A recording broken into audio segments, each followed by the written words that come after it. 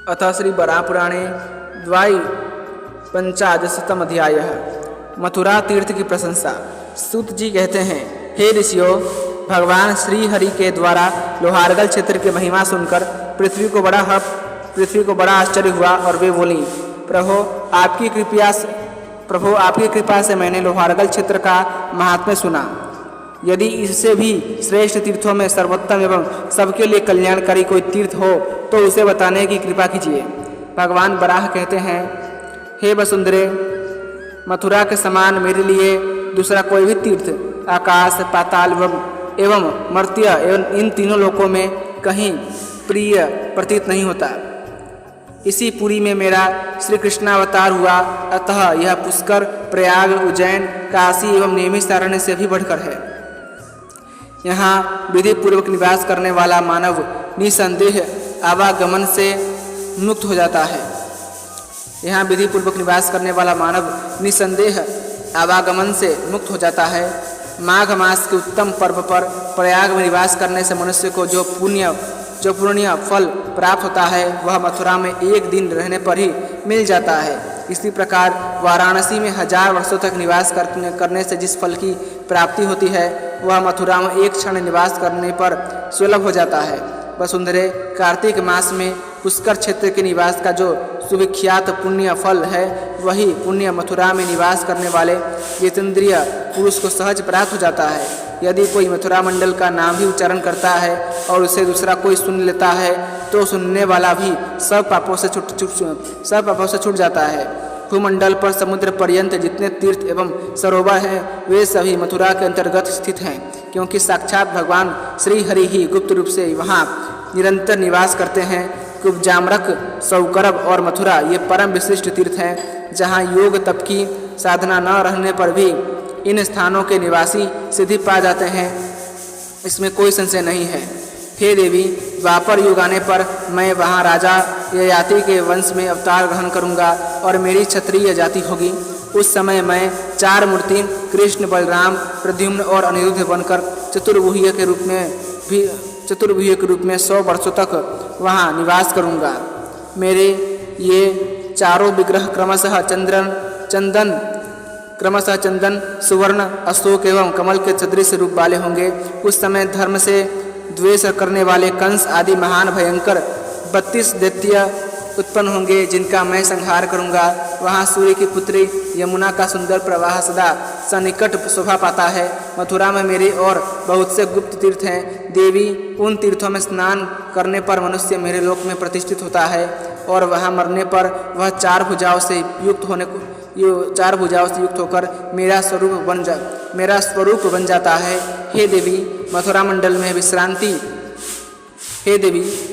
में विश्रांति नाम का एक तीर्थ है जो तीनों लोकों में प्रसिद्ध है।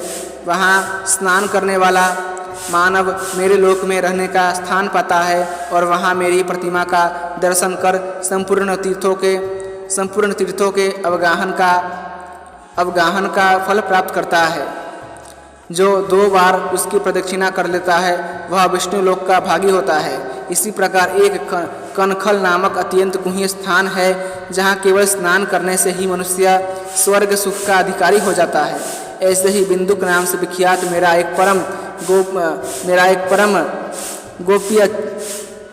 गोप्य क्षेत्र है। हे देवी, उस क्षेत्र में स्नान करने वाला व्यक्ति मेरे लोक में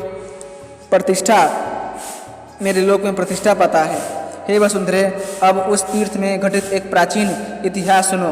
पांचाल देश में प्रसिद्ध काम्पिल्य नगर में राजा ब्रह्मदत्त रहते थे। वहीं तिन्दुक नामक एक नाई रहता था। बहुत दिनों तक यहाँ निवास करने के बाद उसका पूरा परिवार क्षीण हो गया और वह पीड़ित होकर वहाँ से मथुरा चला आया और एक ब्राह्मण के घर रहने लगा।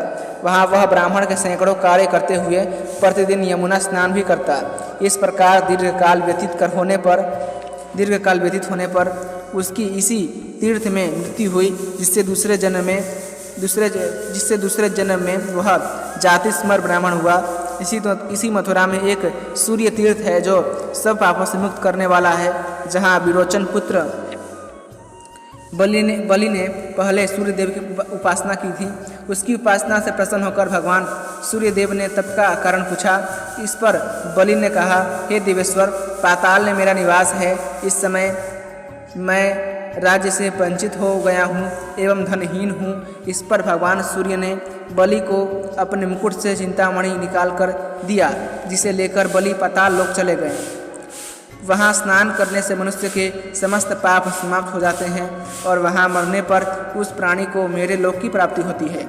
हे देवी, प्रत्येक रविवार के दिन संक्रांति के अवसर पर अथवा सूर्य एवं चंद्र ग्रहण में उस तीर्थ में स्नान करने से राजसूय यज्ञ के समान फल मिलता है। ध्रुव ने भी यहीं स्नानादि पूर्वक कठोर तपस्या की थी, जिससे वह आज भी ध्रुव लोक में प्रतिष्ठा पाता है। हे वसुधे, जो पुरुष इस ध्रुव तीर्थ में श्रद्धा रखता है, उसके सभी पितर तर जाते हैं। ध्रुव तीर्थ के दक्षिण भाग में तीर्थराज का स्थान है। हे देवी, वहाँ अवगाहन कर मानव मेरा धाम प्राप्त करता है। हे देवी, मथुरा में कोटि तीर्थ नामक एक स्थान है, जिसका दर्शन देवताओं के लिए भी दुर्लभ है। वहाँ स्नान एवं दान करने से मेरे धाम में प्रतिष्ठा मिलती है। उस कोटि तीर्थ में स्नान करके पितरों एवं देवताओं का तर्पण करना चाहिए। इससे पितामह आदि सभी पितर तर जाते हैं। उस तीर्थ में स्नान करने वाला मनुष्य ब्रह्मलोक में प्रतिष्ठा पाता है। यहीं पितरों के लिए भी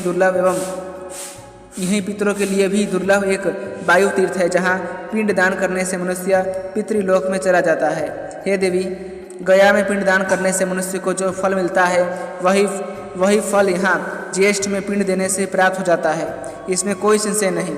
इन 12 तीर्थों का केवल स्मरण करने से भी पाप दूर हो जाते हैं और मनुष्य की सारी कामनाएं पूर्ण हो जाती हैं। अतः श्री वराह पुराणे द्वैपंचादशतम अध्याय से पूर्णम। इसी के साथ श्री वराह पुराण का 152वां अध्याय समाप्त हुआ। यदि आपको वराह पुराण की कथाएं पसंद आती हैं तो कृपया करके वीडियो को लाइक करें, चैनल को सब्सक्राइब करें और अपने दोस्तों के साथ अवश्य शेयर कीजिएगा। धन्यवाद। जय श्रीमन्नारायण।